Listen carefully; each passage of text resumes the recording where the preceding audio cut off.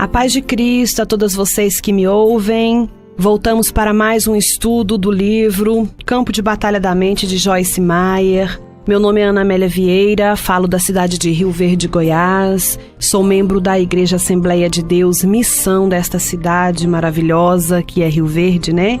E hoje nós estamos no nosso 11º áudio, também no capítulo 11.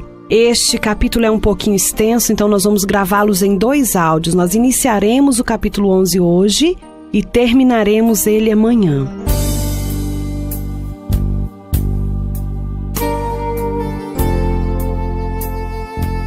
Mas o título do capítulo diz: Uma mente duvidosa e descrente. Em Mateus 14:31 diz: Homem de pequena fé, por que duvidaste? E Marcos 6:6 diz: Admirou-se da incredulidade deles.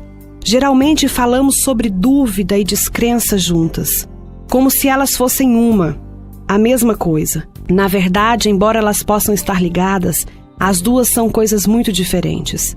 O dicionário expositivo das palavras do Novo Testamento define duvidar na forma de verbo como estar em 2 caminhos, implicando incerteza em qual deles seguir. Dito de crentes cuja fé é pequena, estar ansiosos por causa de um estado distraído da mente, oscilando entre esperança e medo. O mesmo dicionário assinala que uma das 2 palavras gregas traduzidas como descrença é sempre traduzida como desobediência. Então, quando olhamos para essas 2 armas poderosas do inimigo, vemos que a dúvida leva uma pessoa a oscilar entre 2 opiniões, enquanto a descrença a conduz à desobediência. Penso que será útil reconhecer exatamente com o que o diabo está tentando nos atacar. Estamos lidando com dúvida ou com descrença? 1 Reis 18:21 diz: Até quando cocheareis entre 2 pensamentos? Ouvi uma história que lançará luz sobre a dúvida. Havia um homem que estava doente, que estava confessando a palavra sobre o seu corpo, repetindo versículos de cura e crendo que sua cura se manifestaria. Enquanto fazia isso, era intermitentemente atacado por pensamentos de dúvida. Após ter atravessado um tempo difícil e começando a ficar desencorajado, Deus abriu-lhe os olhos para o mundo espiritual. Isso foi o que ele viu: um demônio dizendo-lhe mentiras, dizendo-lhe que ele não seria curado e que confessar a palavra não iria funcionar. Mas ele também viu que cada vez que ele confessava a palavra, saía luz de sua boca como uma espada, e o demônio se acovardava e recuava. Quando Deus lhe mostrou essa visão, o homem então entendeu por que era tão importante repetir a palavra. Ele viu que realmente tinha fé, e por causa disso o demônio estava atacando com dúvida. A dúvida não é algo que Deus coloca em nós. A Bíblia diz que Deus dá a cada um uma medida de fé. Romanos 12:3. Deus colocou a fé em nosso coração, mas o diabo tenta anular a nossa fé, atacando-nos com a dúvida.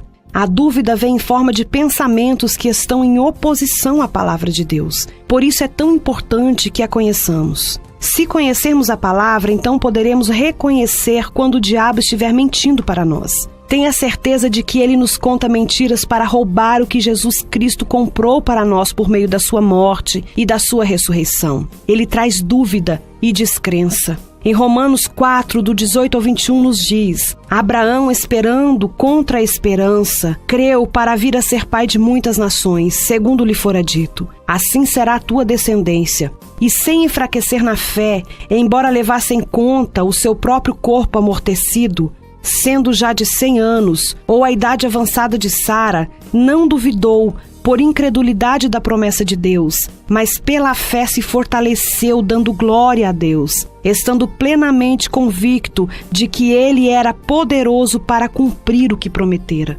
Quando estou em uma batalha, sabendo o que Deus prometeu, mas mesmo assim sendo atacada pelas dúvidas e descrenças, gosto de ler ou meditar nessa passagem. Abraão tinha recebido a promessa de Deus de que faria com que tivesse um herdeiro do seu próprio corpo. Muitos anos vieram e se foram, e ainda não havia nenhuma criança como resultado do relacionamento de Abraão e Sara. Abraão ainda estava esperando em fé, crendo que o que Deus havia dito viria a acontecer. Enquanto ele se mantinha firme, era atacado por pensamentos de dúvida, e o espírito de descrença o estava pressionando a desobedecer a Deus. A desobediência em uma situação como essa é simplesmente desistir quando Deus está nos ordenando que perseveremos. Desobediência é negligenciar a voz do Senhor ou o que quer que Deus esteja nos falando pessoalmente, não apenas transgredir os 10 mandamentos. Abraão continuou firme.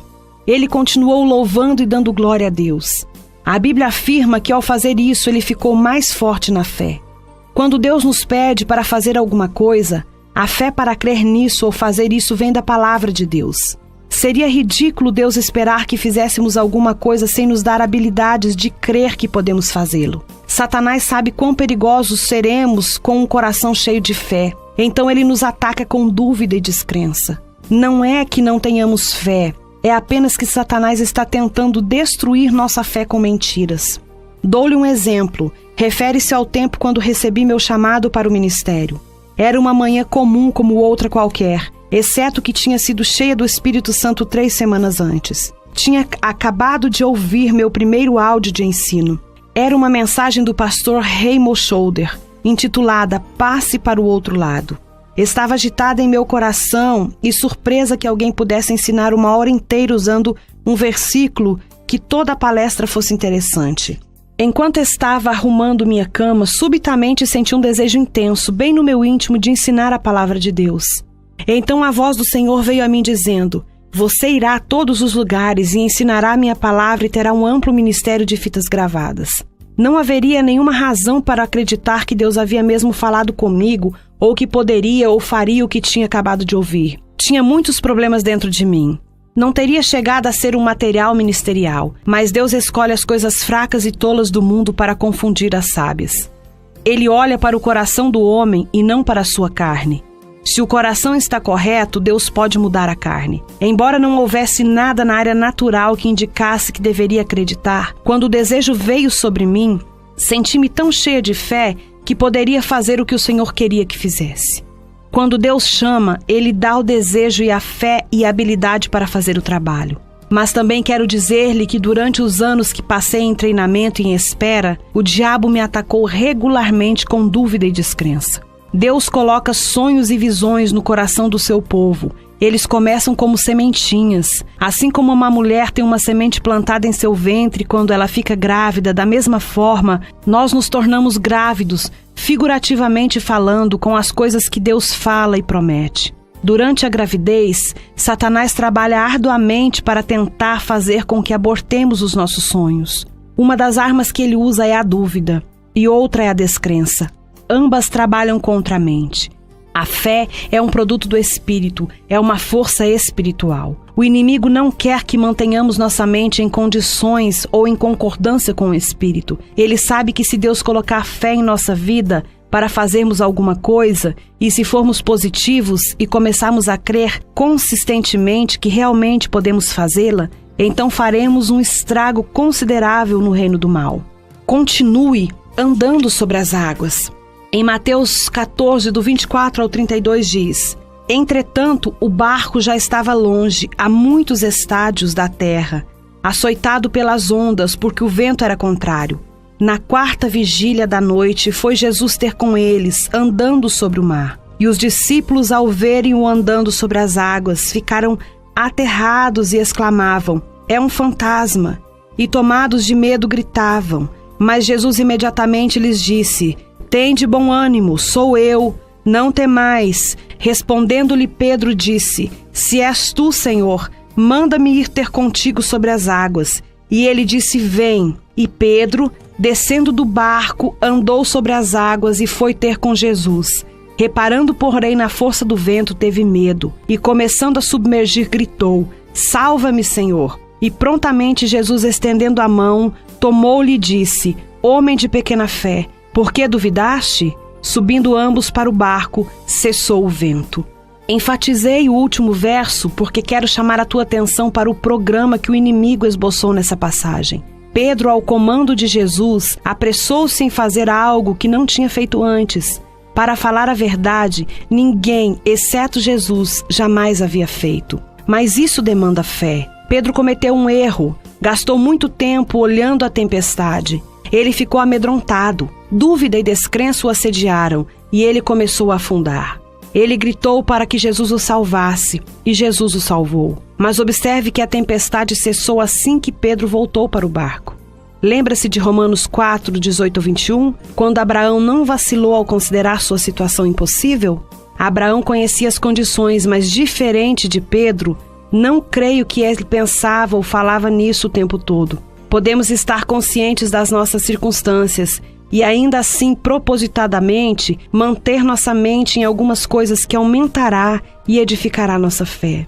É por isso que Abraão se manteve ocupado louvando e glorificando a Deus. Glorificamos a Deus quando continuamos a fazer o que sabemos que é certo, mesmo em circunstâncias adversas. Efésios 6,14 nos ensina que em tempos de guerra espiritual devemos colocar o cinturão da verdade. Quando a tempestade vier em sua vida, bata os pés, levante o rosto, resolutadamente determine-se pelo Espírito Santo a ficar de fora do barco.